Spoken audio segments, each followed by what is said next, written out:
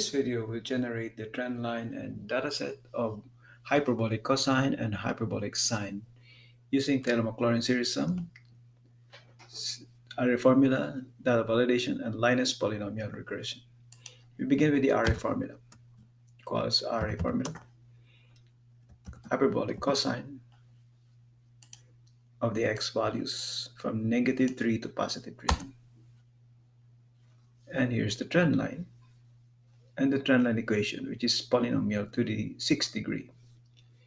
And we will also generate the sine, array formula, hyperbolic sine of the x values. And here you have the hyperbolic sine in red, which is a polynomial. We trend line is a polynomial to the degree 6. And now we generate a trend line using the Taylor-Maclaurin series sum, which is the summation of a times x to the power 2n plus k, where the value of k is from 0 or 1, or 0 or 1. So this arranges data validation 0, 1. So there are two values of k, 0 or 1.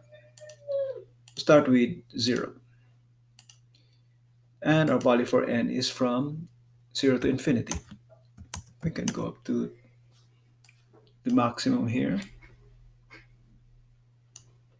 10. Now we can generate a Taylor-Maclaurin series sum expansion, array formula, series sum of the x values raised to the power starting from, that's 2n plus k. So k plus 2n, 0, 2, 4, 6. So from k, that's our starting, and the interval is 2. And the coefficient will be this range. Now we enter the coefficients, which is equal to array formula, factorial. That's array formula of 1 over factorial. 2 times n plus k. So if n equals 0, it is hyperbolic cosine. If n equals 1, then it will be hyperbolic sine.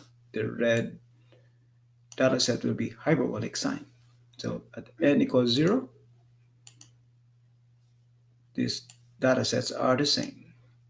At n equals 1, these data sets are the same.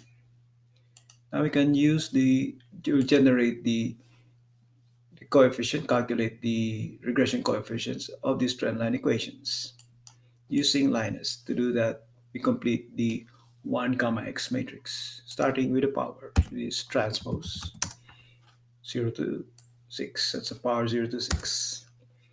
And we can now complete the 1 comma x matrix, which is array formula of the x values raised to the power 0 to 6.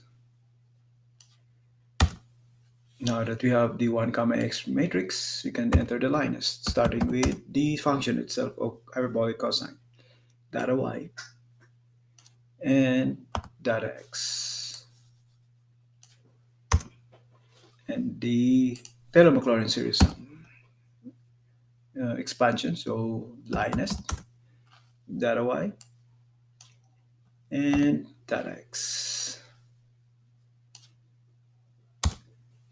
And the hyperbolic sine, which is equal to LINEST, data y and data x.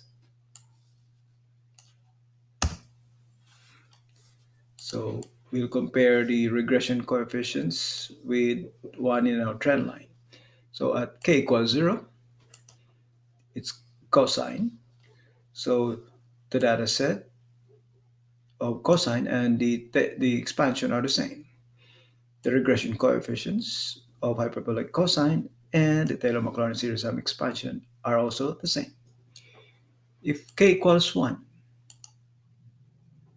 this time the Taylor-Maclaurin series sum expansion and hyperbolic sine are the same. Their regression coefficients are also the same. So the trend lines, they're the same. This completes the use of array formula, Taylor-Maclaurin series sum, data validation, LINEST polynomial regression to generate the trendline and trendline polynomials of hyperbolic cosine and hyperbolic sine.